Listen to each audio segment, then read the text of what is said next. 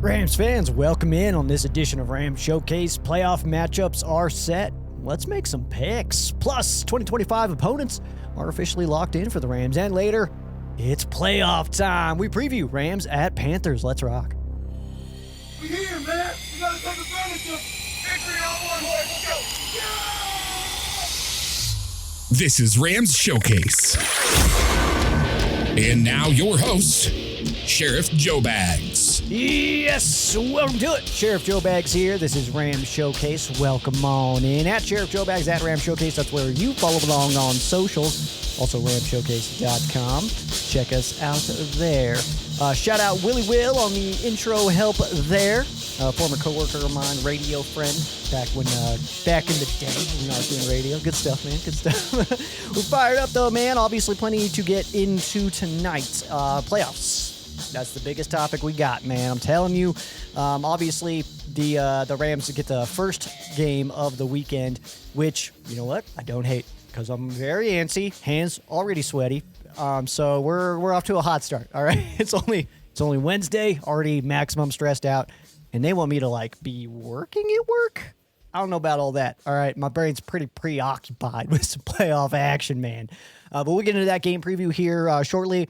And then a pretty sweet run of fan quesos that we'll get into on the back end as well. But first, let's go talk about some news here as the Rams' opponents are officially set. The Rams will be rocking a second-place schedule in the 2026 NFL season. AFC West and NFC East were already locked in. We already knew that those opponents were going to happen. And then the opponents that we learned this past Sunday, the Rams will be hosting the Packers and the Bills at SoFi Stadium.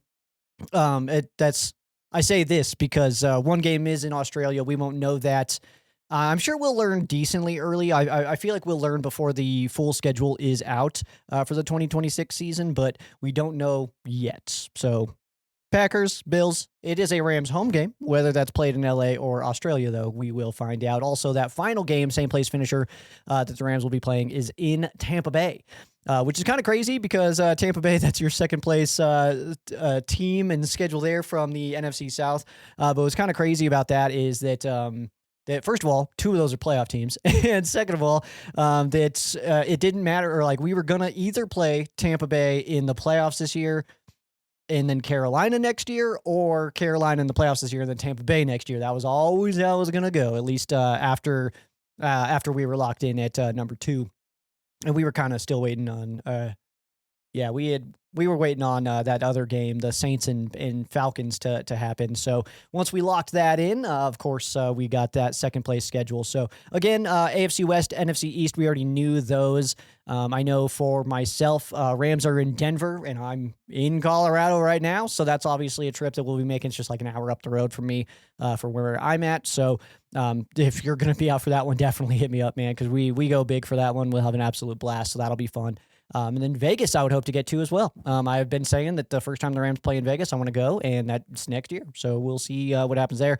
Also, really want to go to Arizona. Just feels like too easy as a Colorado person to be able to sneak down to Phoenix real quick for a weekend or so. So those are the games that I'm looking at going to. But obviously, we'll wait until we get the schedule out. We still got games this year we're a little bit preoccupied with, so we'll get into all that business when it's time to get into all that business. So standings here for you. Obviously, the playoff picture did get settled in. Obviously, we start this weekend. Seattle will not be playing this week. They are on the bye week. Chicago Bears hosting the Green Bay Packers. That is, of course, the divisional game. They split this year, so they'll be able to settle that tie. That game happens after hours on Saturday. And then Philadelphia will be hosting San Fran. That game does take place on Sunday. That's the afternoon game. So we'll know who will be playing. Or Carolina, in fairness. Want to be even here, but we'll know who the winner of the 4-5 matchup will be after the Sunday afternoon game. So about 5-ish on Sunday, we'll know exactly what's going on there, unless the Green Bay Packers win, and then they'll go to Seattle no matter what, and then it'll just depend on, I guess it still does depend on where you're going to play, because still need a winner of that game. So, to kind of dive into it, so Carolina, obviously, and the Rams, that's the first game of the weekend. Obviously, Saturday, we're going to get into that full details here rather soon. But the Rams can host a playoff game next week if all 3 NFC road teams win. And that means the Rams would host the San Francisco 49ers. So if the Rams, 49ers, and Packers all win this weekend, the Rams will be at home, which is kind of cool. They're kind of cool. I'm not banking on that or anything like that, but obviously we got to get through a football game ourselves anyway. Can't be counting football games and previewing football games that don't even exist yet. So there is that part of it.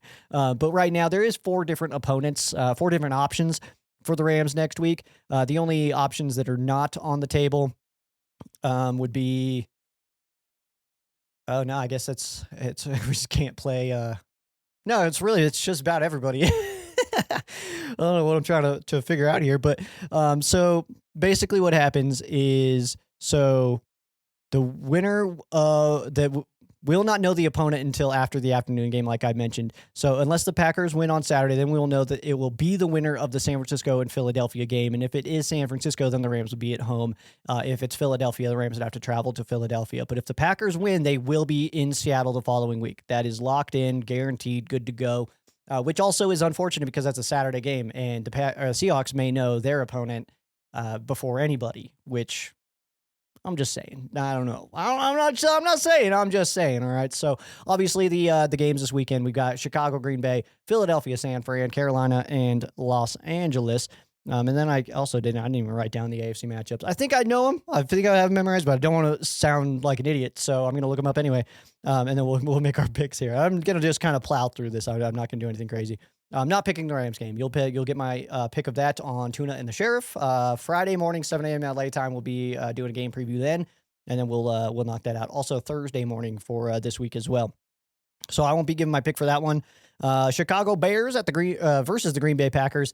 I think I'm just going home team. No matter who was the home team, I was going to go for it. But also, I'm gaining more confidence in the Packers as the week goes on, just based on just kind of studying these teams and stuff like that.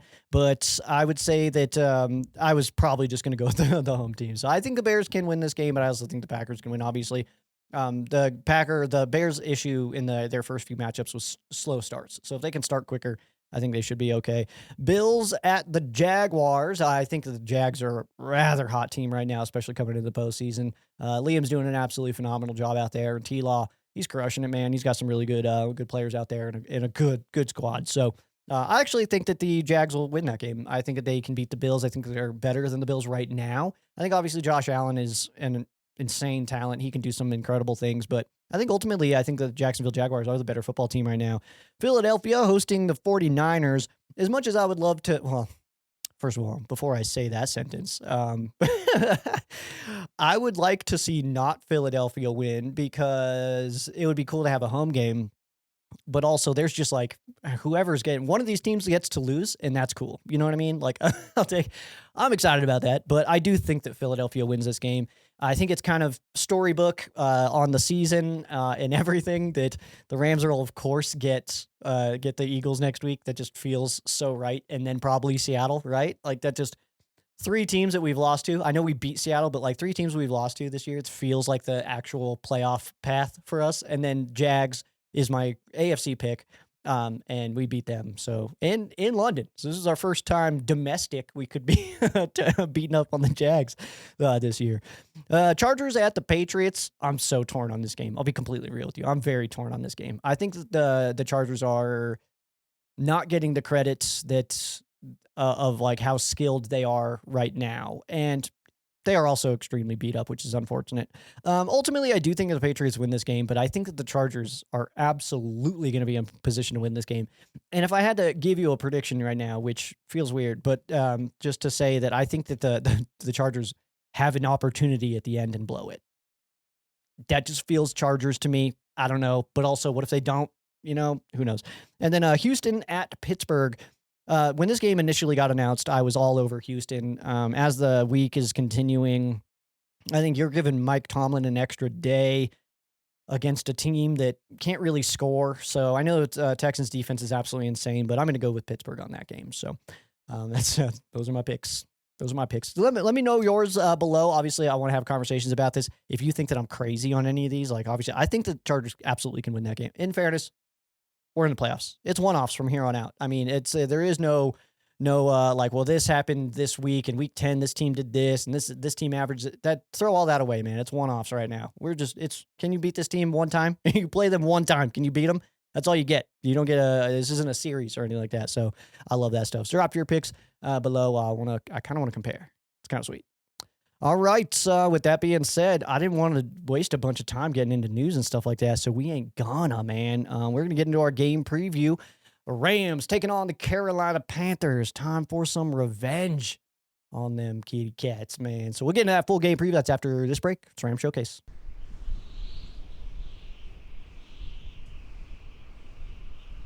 Welcome back in. I am Sheriff Joe Bags. This is Ram Showcase.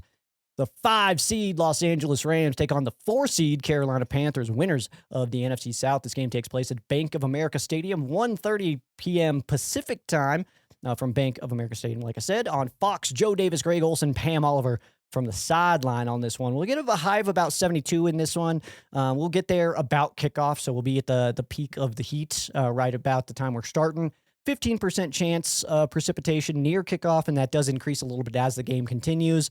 But rain chances do increase as the evening goes on, so we could get away with a dry game. Not impossible, though, that our biggest weather issue is actually trying to go home.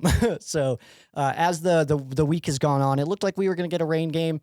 And then as the week has so far gone on, I've seen that the percentages of rain, it looks like it's going to be geared more towards the afternoon. So we may get away with a dry game here. So that's good news. And lucky that this game is actually on Saturday, not Sunday, as Carl found a spider. So that there was actually a high of 53 on Sunday. So the Rams actually hit a nice weather situation with this game, not only being on Saturday, but also being the early game on Saturday. Kind of lucked out there, I'll be completely honest. For you bettors, minus 10.5 for the Rams, minus 620 on the money line. These playoff numbers are absolutely insane, by the way, and the over-under 46.5. That puts the Rams winning this game about 28-17-ish. We don't have pants picks for you, as we have wrapped that up. Your champion, your pants picks champion, Rams House. I am still looking to do something for Rams House, but I don't want to give spoilers away, so you just gotta stay tuned, man. Keep on checking that out, which is good news. So, yeah, something's coming, though. Rams House. I promise. All right. This could be some good stuff, though. Assumptions are that the Rams are in the white jerseys. Nothing has been announced as of right now, so we're just kind of waiting to see. But we don't know what the Carolina Panthers are wearing either. Just too early in the week to know, but I'm guessing the Rams will announce their uniform combo tomorrow. And I don't want to get like sentimental here or anything like that, but I feel like it was like week 2 just yesterday, and I was talking about this season's going to go by real fast. All right. And so I think this is my moment now to just remind you again of like, yeah, I wasn't lying. Okay. It goes by way too quick. We're already done, man. We're already almost done. We only got 4 Rams football games to go, hopefully. That's what the hope is. But we're at a point right now, I mean, coming into this game and coming into this, doing this show and stuff like that, it's like, I understand fully that this could be the last game preview of the season. And that kind of just makes me want to nail it. I don't know. I don't get necessarily sad about it. The Rams game day existing is my biggest win.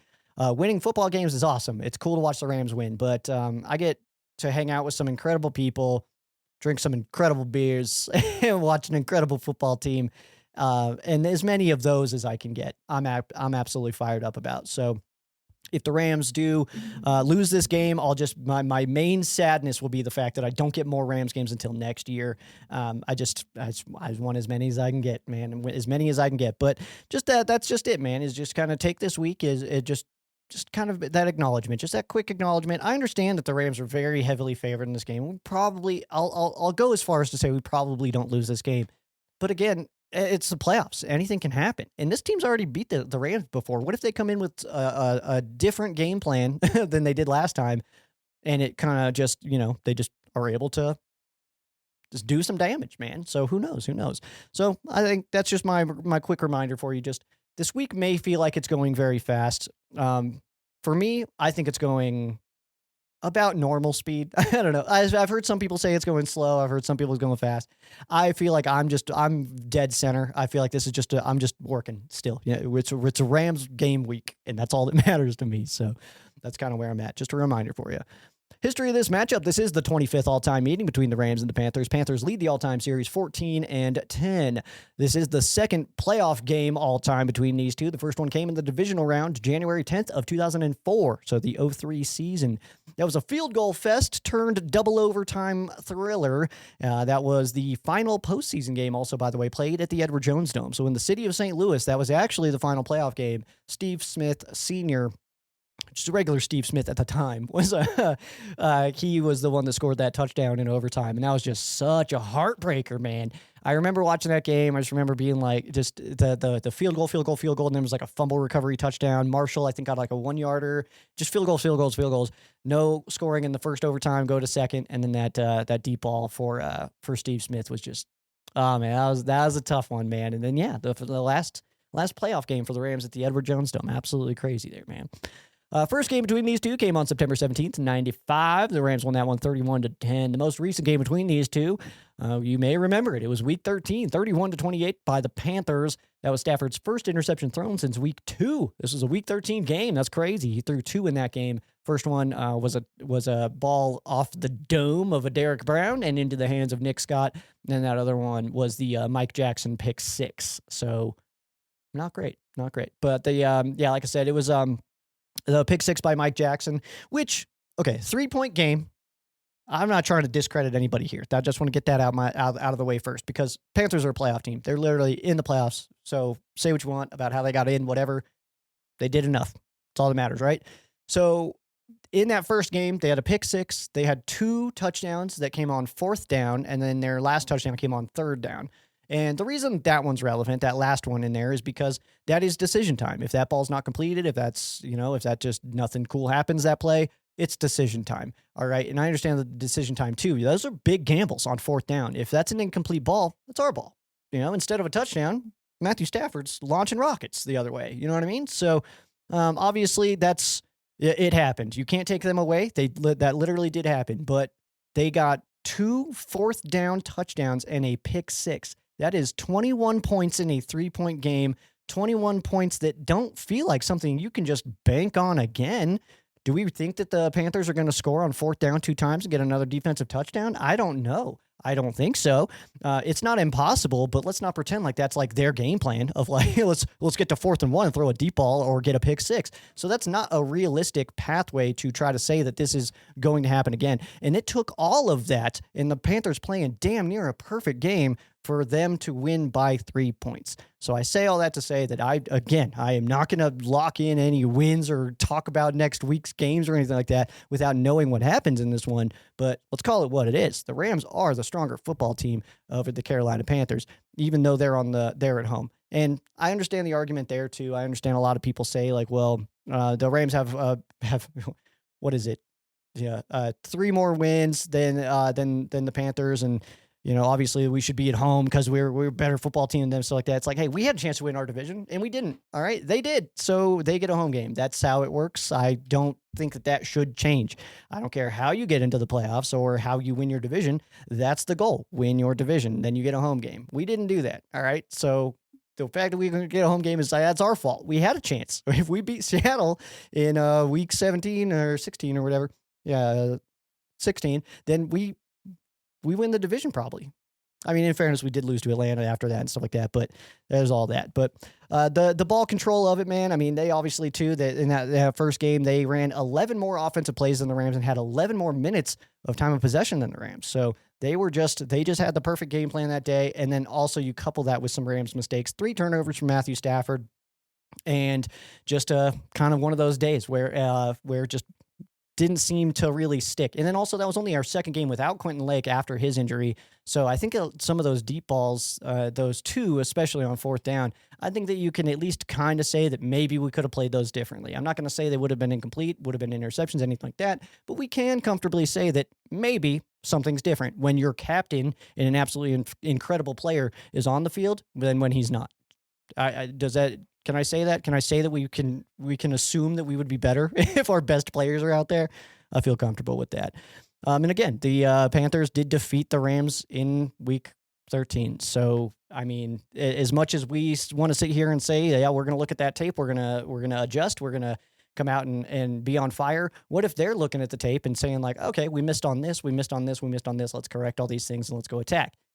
Absolutely reasonable. That's a really good coaching staff out there as well. Some former Rams who are on the Panthers, plenty of Super Bowl champions on this list, by the way. Right guard Austin Corbett, defensive lineman Bobby Brown III, Giga Maggies, defensive lineman Ashawn Robinson, Christian Roseboom, an inside linebacker, cornerback Robert Rochelle. He was a new addition. He actually got signed in Week 13 after I did my show. So I did not mention him because he signed, I think, on Thursday. Also, safety Nick Scott. He's the one that murdered Debo that one day. That was awesome. Defensive coordinator Ejiro Evero. Obviously, I think he's an absolutely phenomenal coach. I think that he's on a track to be head coach rather soon. I don't know if it's going to be in this cycle, but I do think that he gets in that conversation soon. And then also outside linebacker coach A.C. Carter was with the Rams for a bit. Actually last year. And then special teams assistant. We talked about this one last time we played.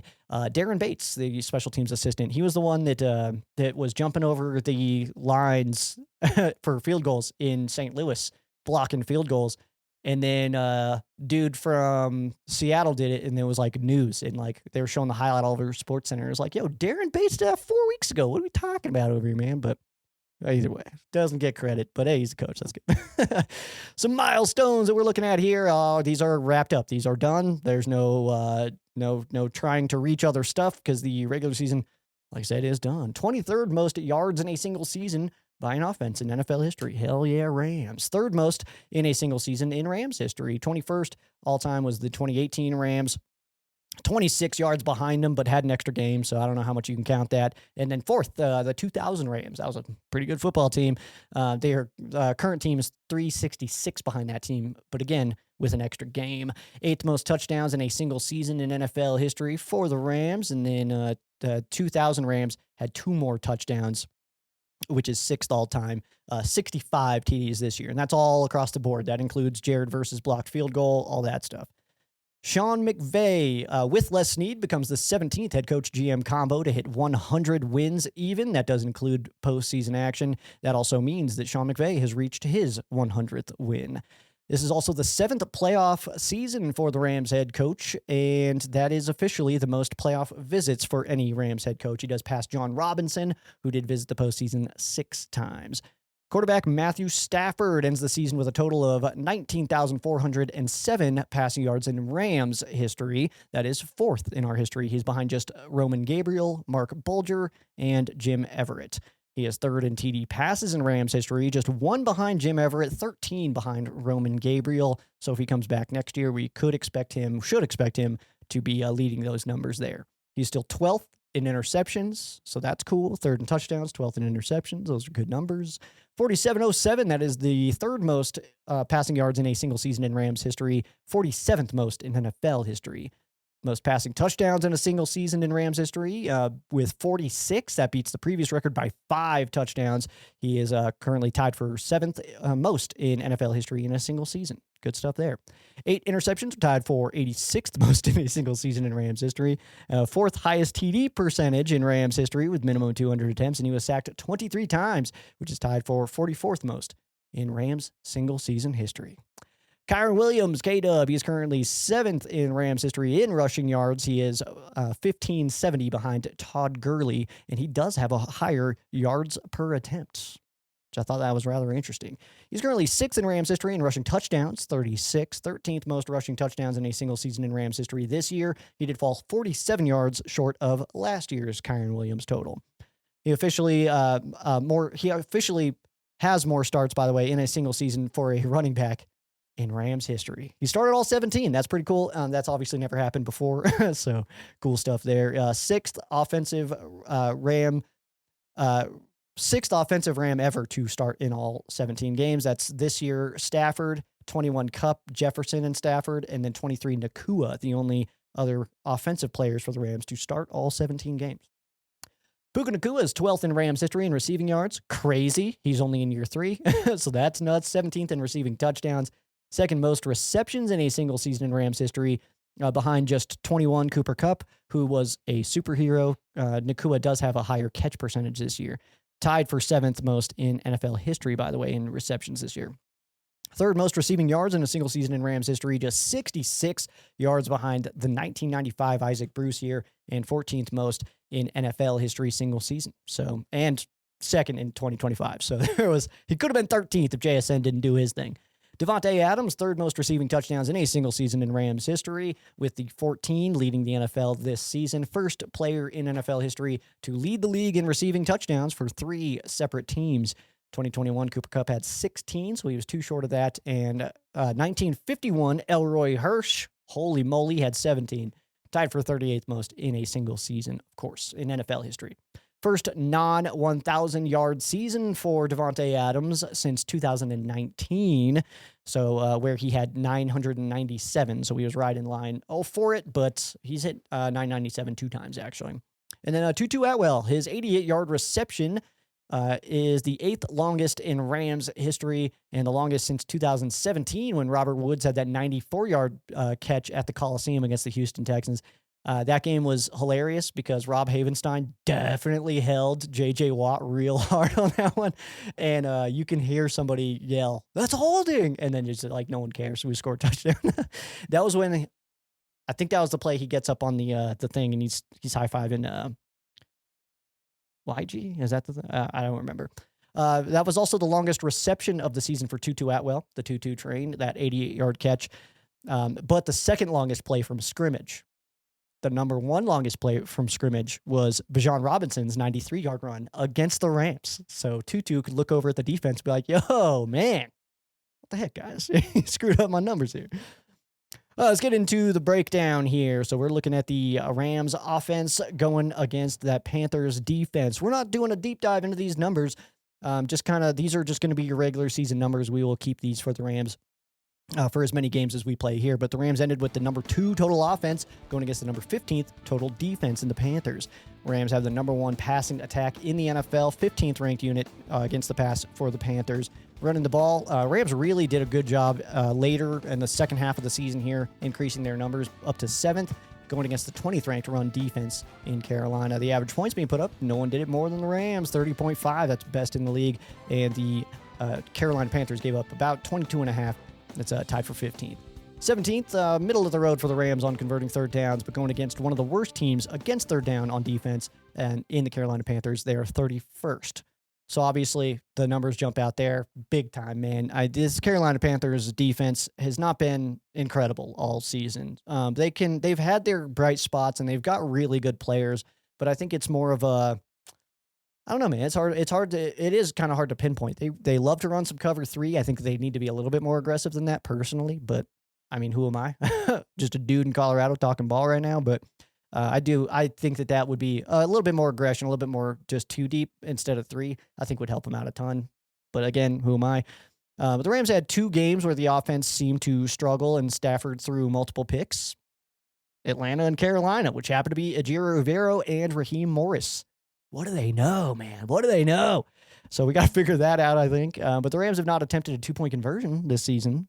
I found that rather interesting. Only 2 teams didn't, the Tennessee Titans and the LA Rams, probably for 2 different reasons, if we're being real. That's good. Rams only team to score more than 500 points this season, and that was by a margin. The Rams outscored the rest of the NFL. And then the Rams will be likely starting Justin Dedich again. Tough battle against some really good DTs out there for the Carolina Panthers. Coleman and Warren next to him will definitely need to make sure that he's got the help when he does need it. And then on the Panther side there, just a quick note that Trayvon Merrick did not play the last time these teams played. He was suspended, so he did not get any action there. Opposing players we're keeping our eyes on. We're going to start with inside linebacker Christian Broseboom, as he used to be called, but now he's the enemy. He is one of a few defensive starters who didn't play against the Rams. A few defensive starters that didn't play against the Rams back in Week 13, but he does lead the team in tackles. He did, like I said, miss a few games, but he's been absolutely awesome in Carolina. The comments that I hear from Carolina Panthers fans every time I do interact is that one of the first comments they offer to me. It's not me asking about Roseboom. It's them being like, yo, Roseboom's sick. And then I get to respond like, yeah, I was always a big fan. We did improve there, though. So, I mean, we got better, although I like Roseboom. He's dope. But he knows this, obviously, and obviously this is his first time playing against the Rams, so it does stand to reason that he'll be kind of fired up for this one. Don't need to get fired up for the playoffs, and if you do need help, then you're probably in the wrong sport anyway, but I'm sure he won't have any any issues getting fired up for this one. Next up, we're going to go a combo here, J.C. Horn and Mike Jackson, obviously an extremely solid cornerback duo, but we've got a pretty solid wide receiver duo that they've got to try to cover, so that's good. Jackson, of course, had that pick 6 against us in the first meeting, and Horn, he's just been solid all season. Combined for 9 interceptions on the year, Horn with 5, and combined 27 passes knocked down. Jackson with 19. That's a bunch, dude. Emmanuel Forbes is up in that same range as well, but that's a lot of passes knocked down. And J.C. Horn, by the way, the only Panthers Pro Bowler, so he'll be playing wherever the Pro Bowl's at. I have no idea. I haven't watched the Pro Bowl in years. And then last one here, we're going to go back with Trayvon Merrick. He didn't play in our first meeting. Like I said, he's had an incredible season. He is tied for 3rd on the team in sacks as a safety. He is 3rd in tackles, 1st in solo tackles. 3rd in tackles, that is behind 2 former Rams, Christian Roseboom, as well as Nick Scott, the safety. You don't want to have, by the way, just historically speaking, 2 safeties in your top 3 in leading tackles. That typically means you're not crushing it. 3 to see on the Rams side here. We're start with wide receiver Davante Adams. Tay is back. We're fired up about it, man. He missed the last 3 games of the season, but still led the league in TD receptions. Love that, man. 14 and got that by a margin. I think we see how much of an impact Adams that he truly has on this offense.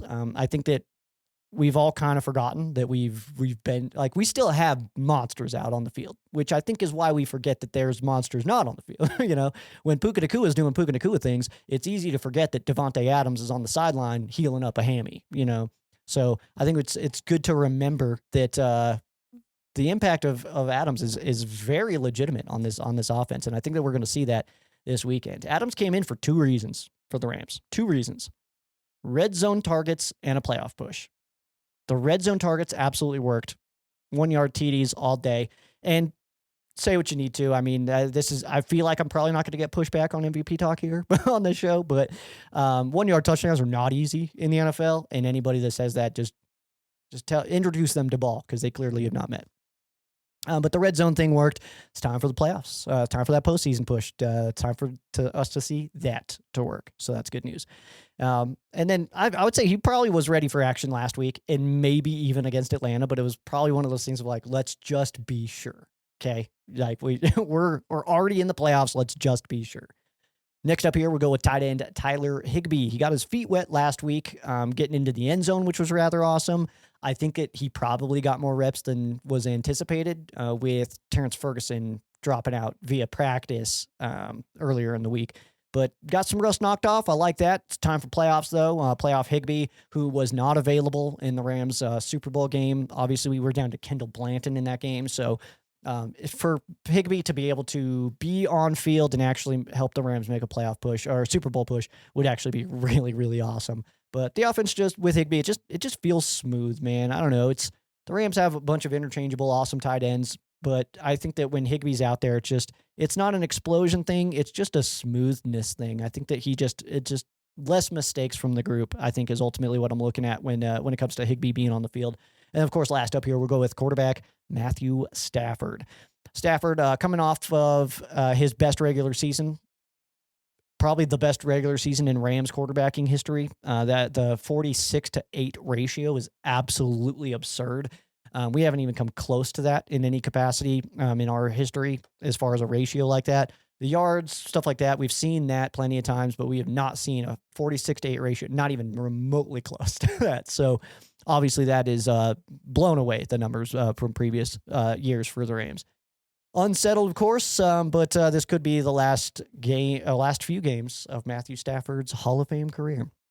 And I say that just to kind of remind you that there's a lot of moving pieces. All right, we don't know what his thought process is. He may already know that he's coming back or that he's retiring. We don't know the inner workings of the Matthew Stafford brain. I don't think I could handle it. I'll be completely honest. Like, if you try to inject all the knowledge that Matthew Stafford has into my brain, I'd probably just explode. I wouldn't be able to, and I'll just start launching footballs. My biggest key here on the Rams offensive side is just going to be the turnover battle. Matthew Stafford had 3 turnovers last time these teams played. Don't do that, I think, is a good start, I think.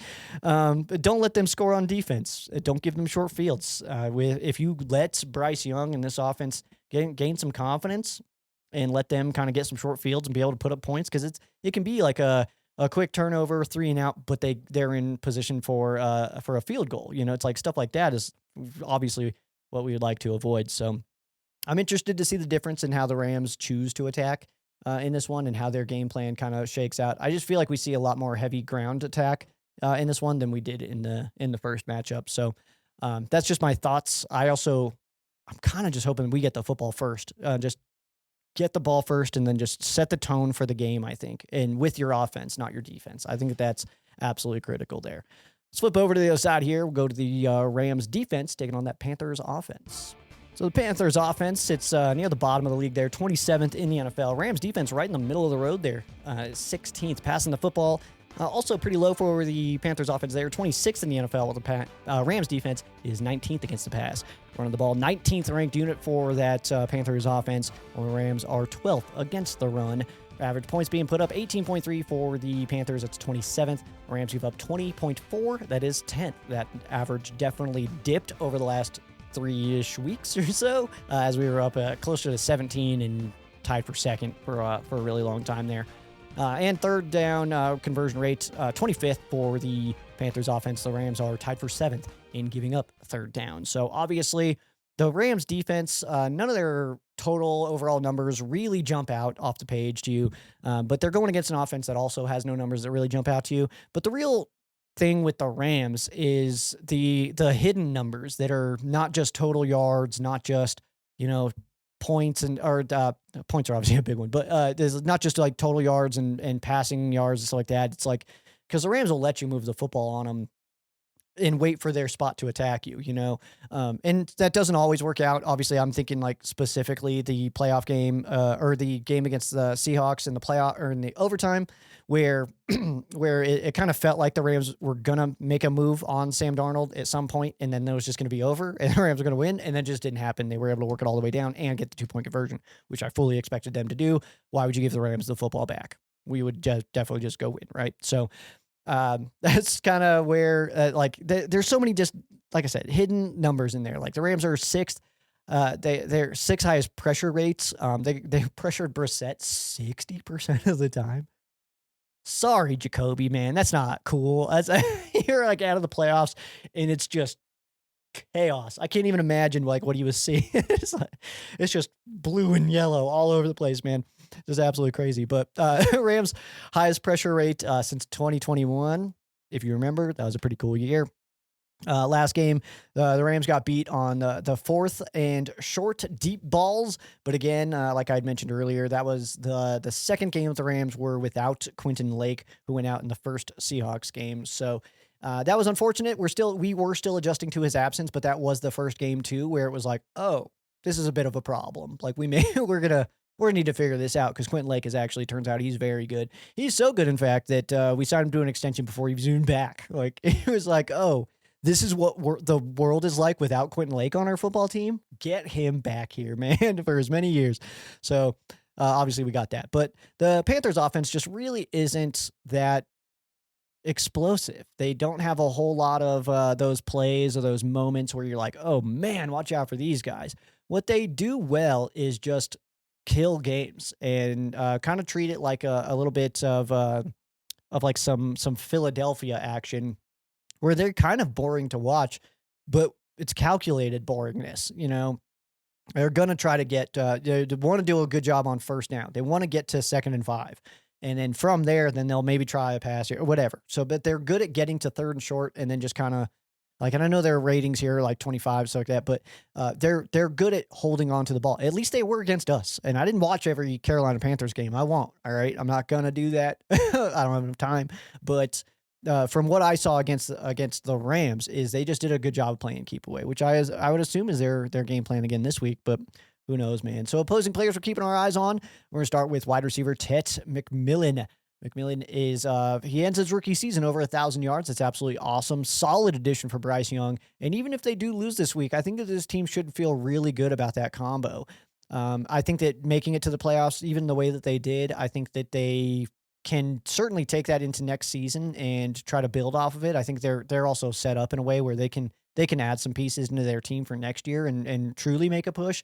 And then also you just lost I mean, I think the Bucks are a very good team, but I think you just lost the best head coach in the division in Raheem Morris. So I think it just get a little bit easier for you if you're the Carolina Panthers. But I think that ultimately, yeah, that's going to be one of those things where all offseason, that's going to be a conversation with the Carolina Panthers is like, yeah, but Bryce and Tet, that's a sweet combo, man. Like let those guys grow together. And who knows, maybe the Panthers will try to make some kind of crazy moves and move off of Bryce or something like that. I don't think they should, but it's also not my team. So, but you know, they should feel really awesome about that duo, the Bryce Young and Tet McMillan duo.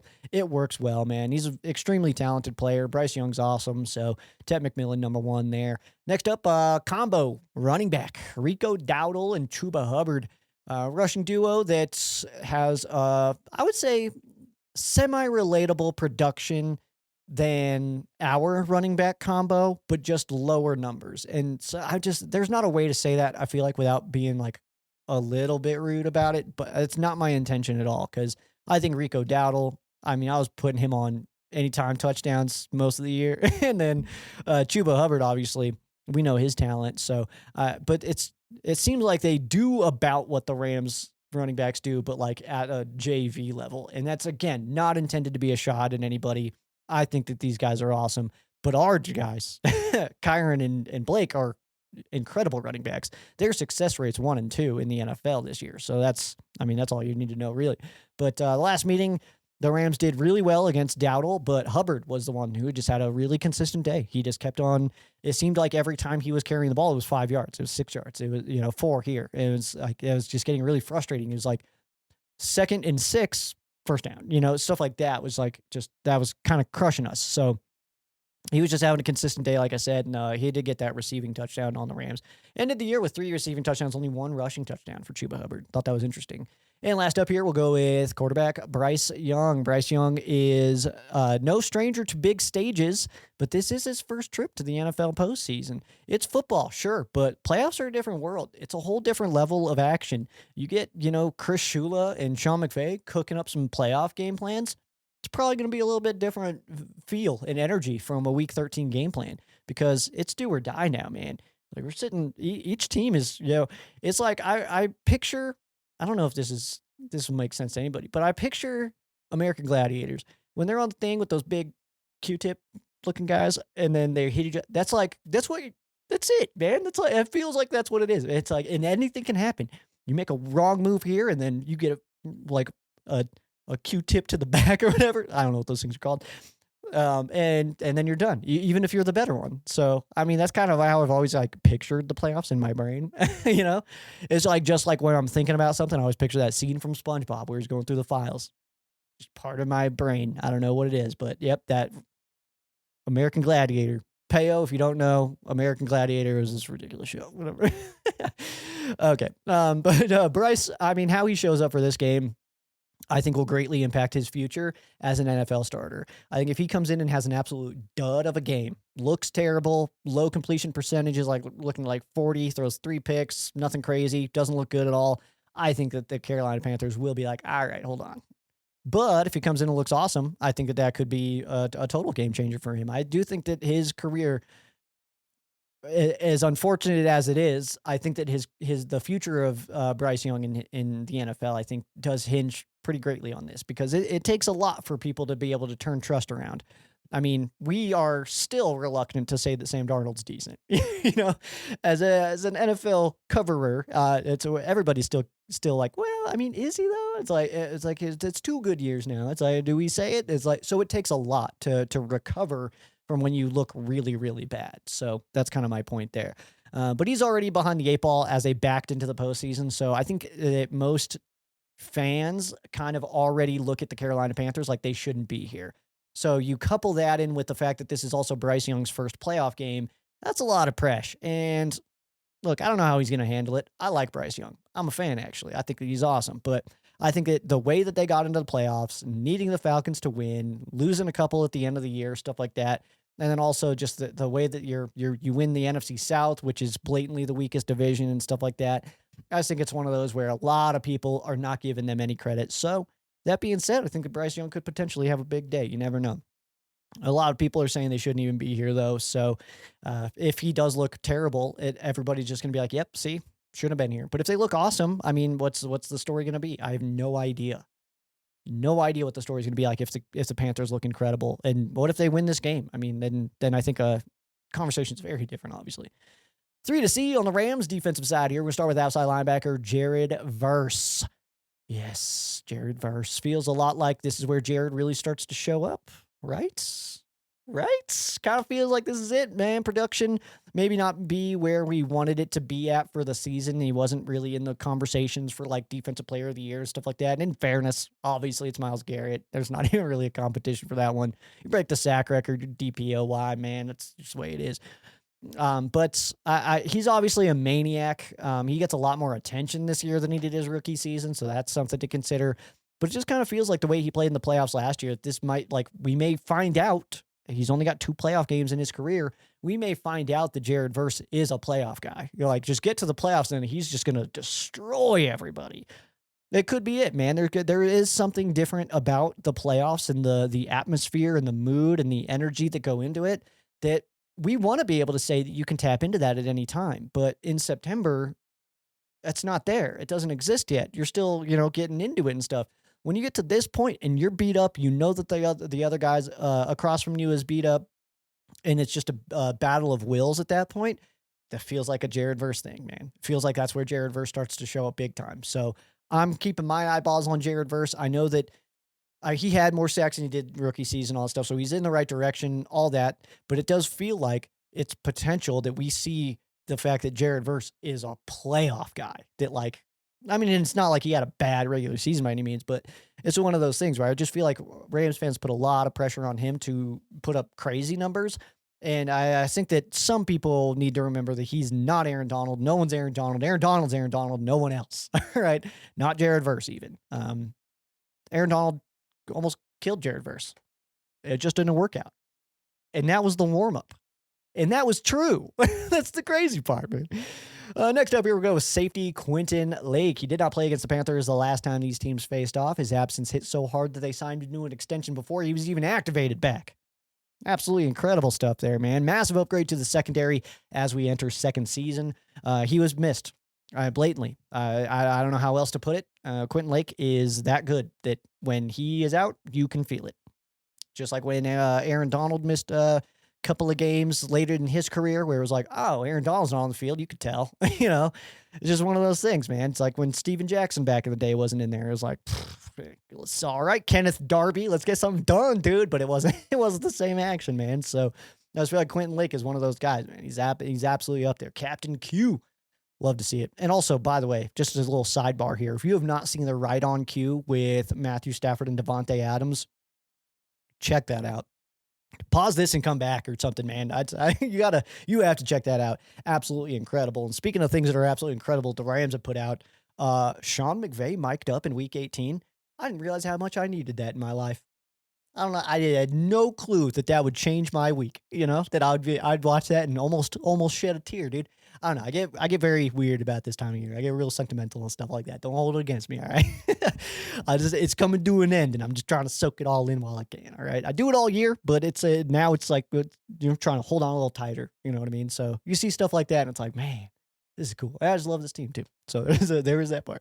And next up here, we'll go with linebacker Nate Landman. 8 total tackles in the first meeting, so nothing too crazy for us there. But great year out of Nate, and another extension getter of just being an awesome in-season guy there. But he's one of the reasons that Landman was brought in, along with Puna Ford, by the way, who is not on the 3 to C, but certainly can be, was to stop the run, help against the run. And 8 tackles in the first meeting, obviously not terrible or anything like that, but I just want to be able to stuff up those runs. Like I said, when we were talking about the Panthers offense and Dowdle and Hubbard, I mean, it seemed like they were just able to pop off, 5 a carry when it was Hubbard in the game. So stuff like that, I just want to be able to rally that. And I think Landman and Puna, in fairness, are going to be very big parts of that. My biggest key for the Rams defense here is just going to be get off the field. Don't allow second, third, and fourth and short. We know that they like to attack on that, and they can. They have successfully done it to us on multiple occasions. But if you think the Panthers went all out and were trying to pull out stuff and dug deep into the playbook in our first meeting, well, it feels like you haven't seen nothing yet, unless they're out. But I don't know. It's one of those things where, like I said earlier, the Rams haven't attempted a 2-point conversion. What's our 2-point conversion play? Like, we probably have a banger of a play that we could pull out in the playoffs at some point for a 2-point conversion. But it's probably just an Adams fade, I would assume. I don't know, but those plays are crazy. So very difficult to defend when you have two Hall of Famers throwing footballs to each other. That's what happens, though, when you have the MVP launching rockets. It's whatever. But I just think that the Panthers could dig deep into their bag, man. And it's one of those things, too, where it's like, they went for it on fourth down, got us on 2 touchdowns on fourth down in that first game. But then this one, it's one of those where it's like they're going to send out the punt team, and we're like, oh, okay, they're punting. It's fourth down. But then it's like Johnny Hecker's going to be like, psych, and I just feel like it's going to happen in this one. We were expecting it in the first one. I feel like it happens in this one. So that's I'm keeping my eyes on that. Just because the punt team comes out on fourth down, we know that when Johnny Hecker is your guy, that doesn't not necessarily mean that you are absolutely kicking that ball to the other team.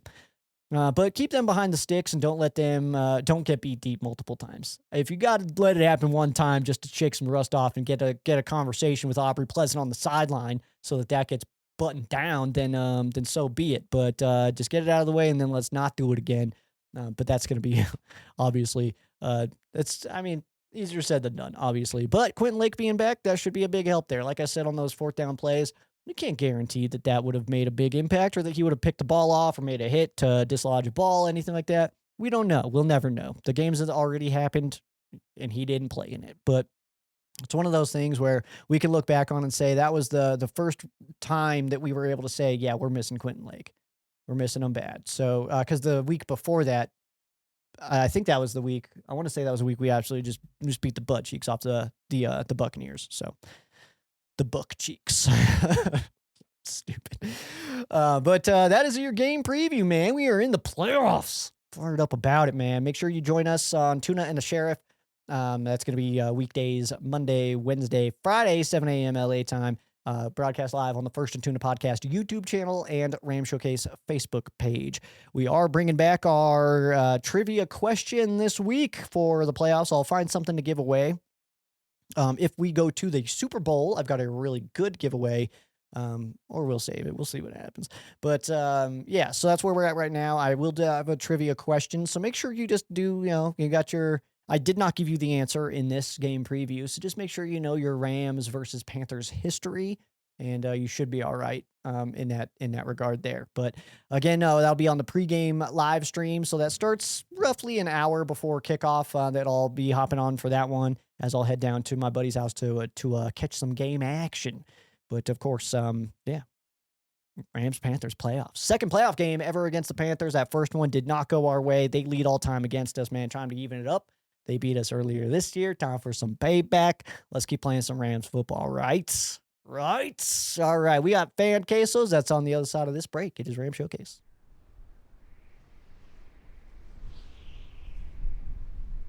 Welcome back in, Ram Showcase. My name's Sheriff Joe Baggs. Let's head over to our fan quesos here. I know Edwin's back. Edwin, he apologized for missing, but that's backwards. Almost called Edwin Payo. That's backwards, Edwin, because I did not share it the last 2 weeks. So it was actually my mistake. Holidays, bro. Holidays are crazy. Edwin, emphasis on the win, says, hey, man, sorry. I've missed the past few quesos. I never saw the post. Yeah, my mistake. Yikes. Dude, finally Rams playoff football. Heck yeah, man. Number one, now that the regular season is over and we've seen so many head coaches lose their jobs, what makes McVay the best head coach in the league? I think it's a few different things, man. I think that it's ultimately that we're competitive even when we're not. You know, I don't know if that makes sense. Culture, communication.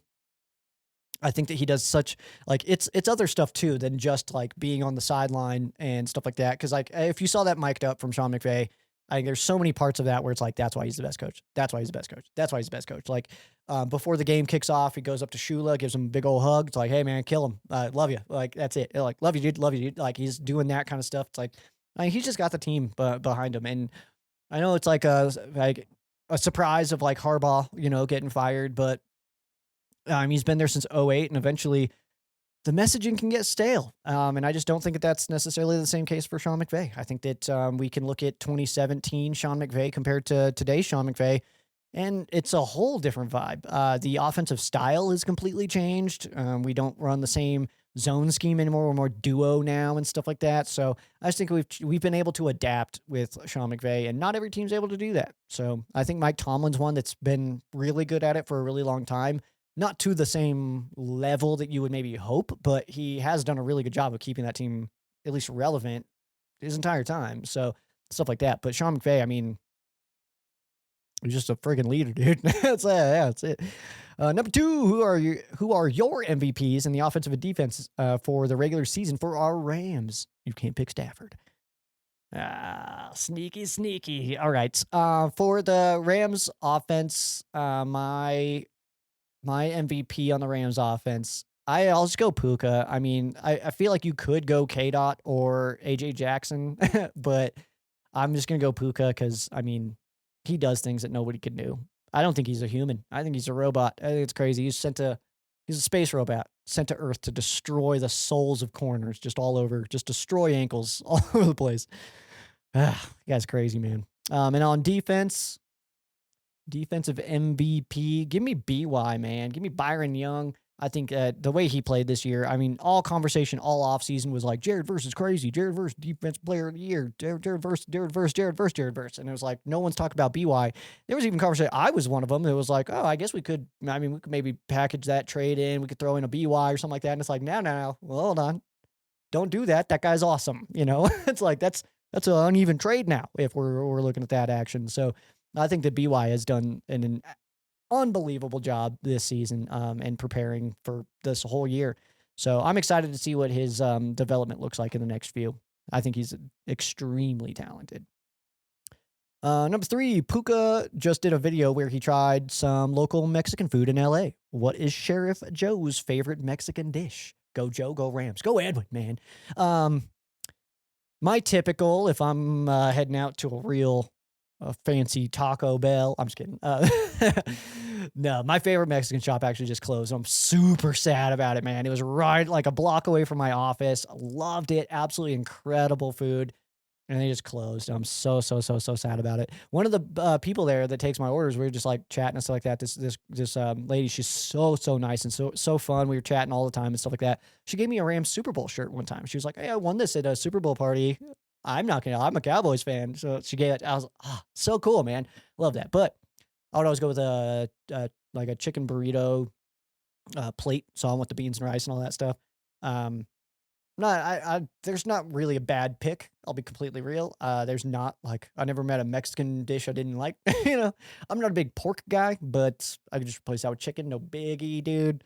Some underrated like side stuff that I like is like, I mean, I'll rock some Fideo, bro, but hide your Fideo for sure. I love that stuff. Yeah, man. I mean, that's a hard question because I don't think that there's anything I would say no to in a Mexican dish. And bring on the heat. Bring on the heat. All right. Let's head over to the YouTube channel here. Get our quesos here. Playoff quesos. I love this stuff, man. I love this stuff. All right, let's take a look. Playoff edition of Fan Quesos. We're just going to go down this list here because I have not checked these out. I glanced at them quickly, but I don't remember any of them. Let's see. Rams house. Whose house? Am I alone being happy this week is taking so long to get through? I understand the fans just want to watch the Rams play a playoff game, but I'm all for this week taking forever so that I can enjoy playoff Rams season. I'm 1000% with you there. In fact, I'd like it to slow down. I understand like the whole thing too of like, yeah, we get the first game and that's cool. Let's get it out of the way and stuff like that. I only say that because that's what we got. We got the first game. So it's like whatever it was going to be, I was going to find an advantage for it. And it's like, okay, we're Monday. Okay, we got more time to prepare. We'll know exactly by the time the game ends who we're playing. We'll be good to go, all that stuff. First game, it's like, hey, get it out of the way. No funny business, no time to think. Just prepare and go. If it's Sunday, middle of the day, it's like, perfect. We don't have to ruin our schedule, anything like that. So I had something for any time slot, okay, to be happy about where the Rams were playing. Simple fact is, though, the Rams are in the playoffs, and that's what I'm happy about. Play this game at 2 a.m. on a Tuesday morning, man. I'm there. I'm watching. All right, I'm geared up. I'm ready to go. Crush beers while we're at it, too. I'll be at work at 9 a.m., too. Don't test me, man. You don't call out because you did that to yourself. But either way, I'm cool with it. I'm fine with it taking a little bit. I think it's going fast. I don't know. I think the whole season goes fast. I hate it. Everything needs to slow down. Porter, why is it taking forever for Saturday? Is this NFL offseason? Porter, yeah. Man, that's funny. Maybe it's because, and maybe Rams House, Peo, Tuna, stuff like that would understand. It's like with the amount of stuff that goes into prepping a show and recording and doing all that stuff, and I can't sound like an idiot, you know what I mean? I need to make sure all my stats are right and stuff. So I think that prep makes it go fast for me. And that's one of the reasons I think football season flies by is because the second the game's over, I post about it on Facebook. I always do that where as soon as the game ends, so it's like last week game ended and it's like, all right, 12-5, on to the playoffs, Carolina Panthers. All season long, it's like that though. It's like, all right, 1-0, on to Tennessee. It's like that happens. The whole season I do that. So, and that very much is true because the second our game ends, it's one of those things where I'm like, okay, what are we doing? What are we like? Who got hurt in this game? How does that impact next week? What is their game? What are they doing right now or this week? What did they do? Kind of thing. And there's so many parts of it. So I guess in my brain, it's game ends, on to the next one anyway. So it's very fast paced and stuff like that. That's one of the reasons I rewatch all the games because first of all, crushing beers on Sundays, and then second of all, it's easier for me to just be able to sit down by myself and rewatch the game and then try to look for things specifically. So that's why I do that. And that helps me slow it down. In celebration of the Rams being in the playoffs again, this is from Rams House. What are some of your top tier favorite playoff Rams moments? Dude, great question. Kevin Curtis's touchdown against the Atlanta Falcons 05. That one fired me up. The game before that, beating the Seattle Seahawks, giving them the 3 losses to the Rams in one season. Absolutely loved that. Give me just the fact though, when the Rams were in the playoffs 2017 season against the Falcons, just having a playoff game was after 12 years of none, man, that was so much fun. Give me when CJ Anderson sat on the Cowboys bench. That specifically fires me up. That game, Gurley and Anderson went for over 100, I believe, in that game. Give me David Long Jr.'s pick 6 on Kyler in the wild card round against the Cardinals. Give me he's got Cup again, obviously. And that whole 21 playoff run, actually, that whole thing. Every single play, except for Ben Skoronek's first play of the second half in the Super Bowl. Every play but that one. I was so mad. Payo time. Looking at the Rams wins this season, which 3 would you say best represents the Rams team performance? For me, I'd go Jags, Lions, and 49ers. Those are really good picks. I would say, okay, let me just run through them right now. I think Baltimore is one of them, and that's because I feel like we just went into that game just like, hey, as long as we have more points, we're good. And we only scored 17-3, so I think that's a reasonable one. Give me, I don't want to just take yours because those are like the 3 that I probably would pick. It's kind of funny. Okay, give me Saints just because of the way that game went. The way that the Rams played in that game, I just feel like that felt very Rams football to me. I know that the Saints are not great, stuff like that, but that felt like we were doing some damage there. And then, you know what? Give me Bucks too. That game, that felt to me when the Rams defense is at its best, that's what we look like, I think, and it wasn't the perfect defensive game or anything like that. And there's always a way to improve, but I just feel like the way that game went was just that was awesome. But excuse me. The reason I would say that represents us is because at our best, I think that's who we are. I think that we can beat any team like that at our best, but you're not always at your best every week, obviously. So, and also, can we stop? I just want to sidebar this. This is not a question, but can we stop acting like a 12-5 record is bad? I understand that like we're second place in our division and we could have had the number 1 seed, but this is the first time ever there's been 3 12-win teams in a division. So I don't know, man. I think it's okay. I think it's you take away 2-3 different plays and we're in that spot. So I mean that's a incomplete pass from Darnold in overtime from the Rams being the number 1 seed. So I don't know, man. Anyway, Paul says, "Do you think Dotson will be back this week?" I do not think Dotson will be back this week. Actually, let me pull up briefly here. Yeah, we got some time. The injury report, because I do know he did not practice yesterday. Tuesday did not practice, I believe. Let me just look. I don't want to be guessing. So Kevin Dotson did not practice Tuesday or Wednesday. Same with Whittington, same with Terrence Ferguson, same with Josh Wallace. Darius Williams did not participate in practice on Wednesday. You're saying that's not injury related, it is personal. Quentin Lake, Devontae, full participants. Tyler Higbee, Braden Fisk, partial. So I don't anticipate that Dotson will play this week, which is unfortunate. He's obviously extremely talented, but probably our best offensive lineman, if I'm being honest. So that is unfortunate, but yeah, that's I don't expect him to play. I think Justin will play. Muad'Dib says, "Why do you think we should go bone on bone Saturday?" I never think we should go bone on bone. In fact, I would never in my world ever vote for same color pants and jerseys ever. I think it's a terrible look, no matter what. The only exception that I can give is white on white, just because I just think like it just makes more sense to like you're probably in a white jersey anyway, kind of thing. And I realized that like for a bit there, our bone was our away jersey or our lights, I guess. But no, I would never want to do bone on bone. Like I would never choose that. First of all, bone on Sol all day, bone on Royal, heck yeah, dude. But I'm sure we just see white on Royal or white on Sol in this one. Well, white on Royal could be a playoff thing. We could push for that. That was like when we saw bone on Royal for the first time ever in the 2020 playoffs? No, 2019. Help me out. What was it? 2020. That sounds right. I'm trying to think because it was Goff. So that was the first time we ever wore the bone on Royal, and it was both playoff games. But no, I don't think that Moody. Rams house. If Emmanuel Forbes was a candy, what candy would he be? Emmanuel Forbes. So he's super fast, slick, kind of cool, thin guy. Nothing wrong with that, obviously. I'm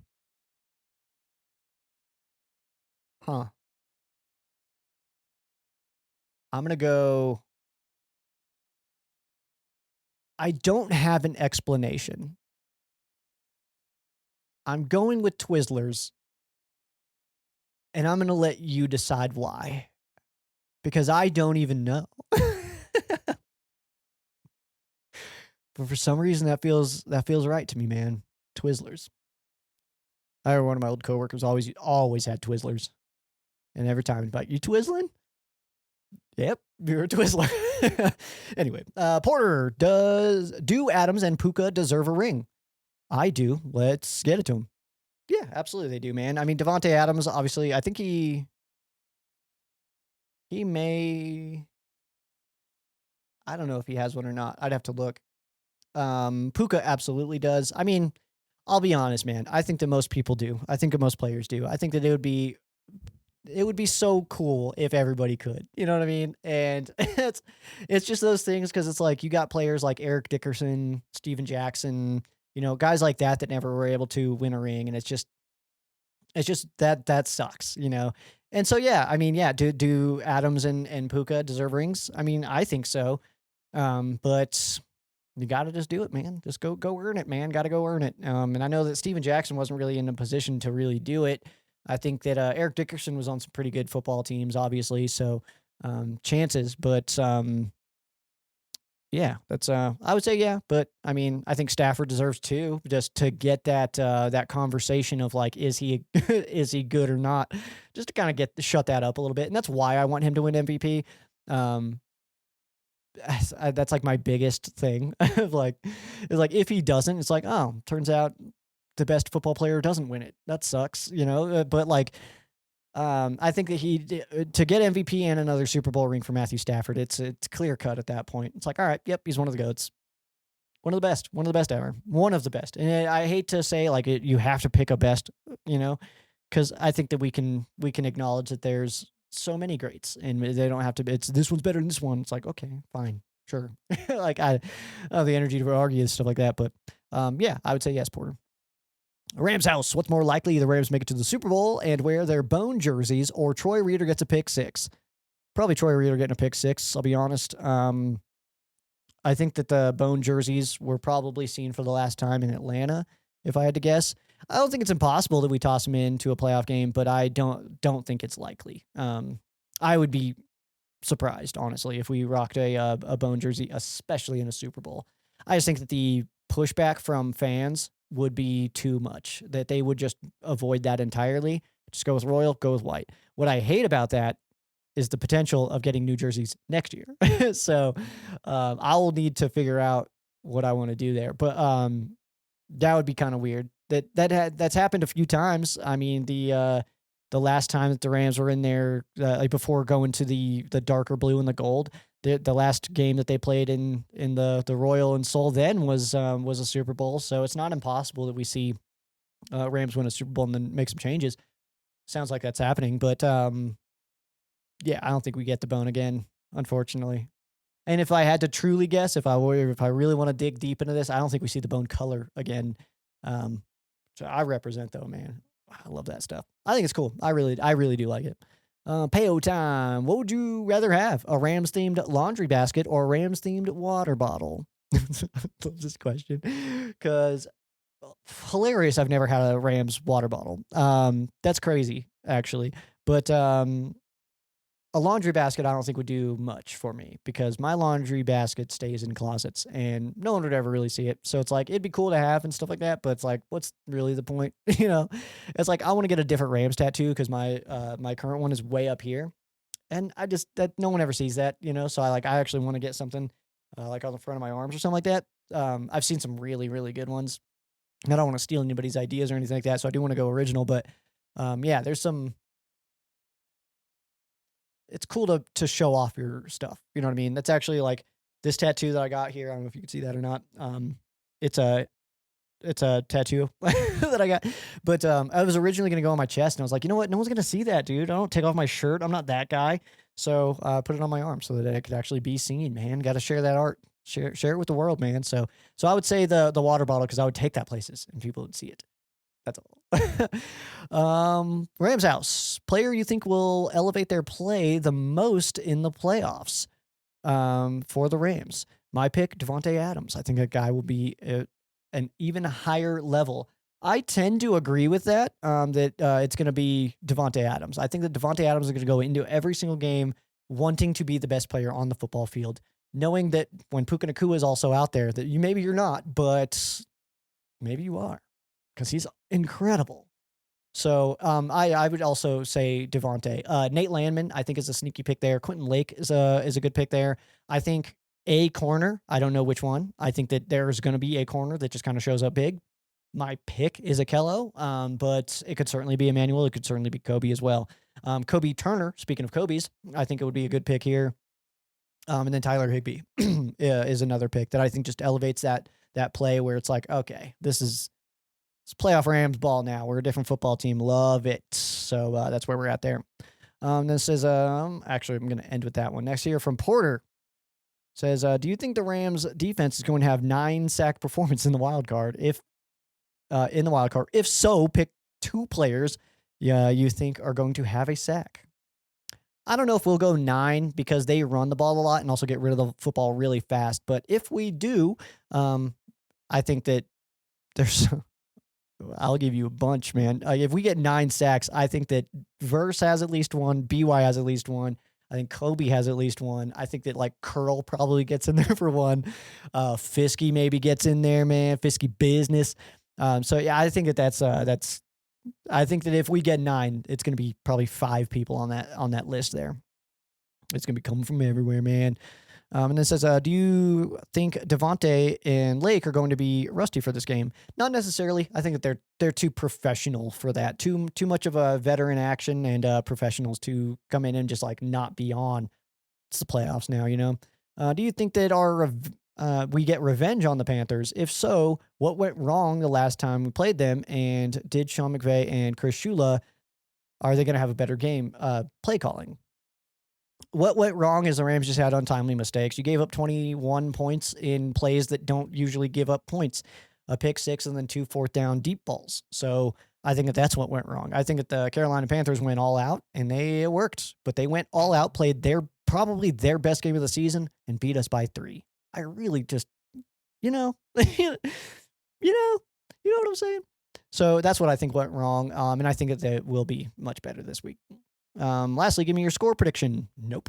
Next up here, Rams house. I don't do predictions on Rams Showcase, Porter. That's the only thing. I tried one time. Bad luck happened to me the rest of the week. So I'm not going to do it. I'm not going score predictions. I will though. I'll give you score predictions on Tuna and the Sheriff, but those don't happen on Rams Showcase. We just keep it journalistic here.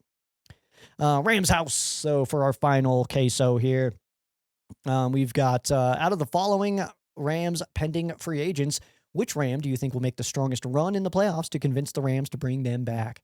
And we've got Troy Reeder, Cam Curl, Kobe Durant, Akello Witherspoon, Xavier Smith, Tyler Higbee, and Rob Havenstein. P.S. Are Higgs and Havenstein really pending free agents? That doesn't make sense in my brain, but that's what the websites are saying. They are pending free agents, so that is true. Oh, let's see what's going on here. Oh, Dolphins just closing in on a GM.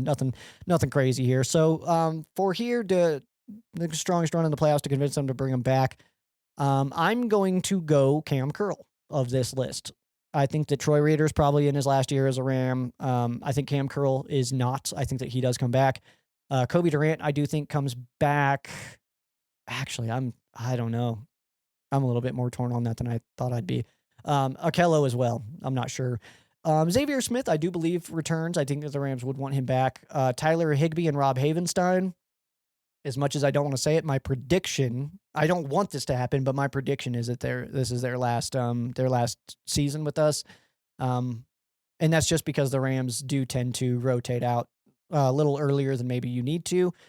But Rob Havenstein, Tyler Higbee, they're Rams to the core. They've never played for anybody else. So, I mean, obviously we want them to stay, but we'll see what happens, man. I do think that it's possible, though. We've got some good replacements, though, if that's the case. So that's really what we're looking at. Thank you for your quesos, y'all. Do appreciate you guys. Hopefully we'll be back next week with a full game preview. We will be back next week no matter what, whether that's talking about the next game or wrapping up the season. So make sure to join us right here, Ram Showcase. Also, Tuna and the Sheriff, that is live Monday, Wednesday, Friday morning, 7 a.m. LA time, broadcast live on the First and Tuna Podcast YouTube channel and the Ram Showcase Facebook page. So check us out there. Again, we'll be doing the pregame live stream ahead of the game this coming Saturday, as I'll just be chatting Rams on my way to go watch the game. We do have a trivia question this time around, so get your Rams-Panthers knowledge up because you could be scoring something cool. I don't know what yet. We'll figure something out, though. Figure something out. We got Ram Showcase towels still, so maybe toss in one of those. I don't know, man. I don't know. It's going to be good stuff, though, man. Do appreciate you guys hanging out. Big old football game going on this weekend as the Rams, the wild card team, taking on the number 4 seed Carolina Panthers, NFC South Division champs. This will be some good action here, man. Panthers lead the all-time series. They already beat the Rams earlier this year, but the Rams are one of the best teams in football and second best odds to win the Super Bowl as a wild card team, only behind the Seattle Seahawks. That's better than the 1 seed in the AFC.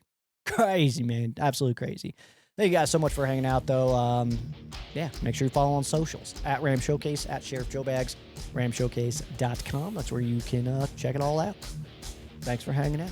That's going to do it for me. I am Sheriff Joe Bags. This has been Ram Showcase on Sports War Radio and the Fansided Network. For those of you who aren't Rams fans, our thoughts and prayers are with you. For those of you who are Rams fans, thank you so much for watching, and go Rams.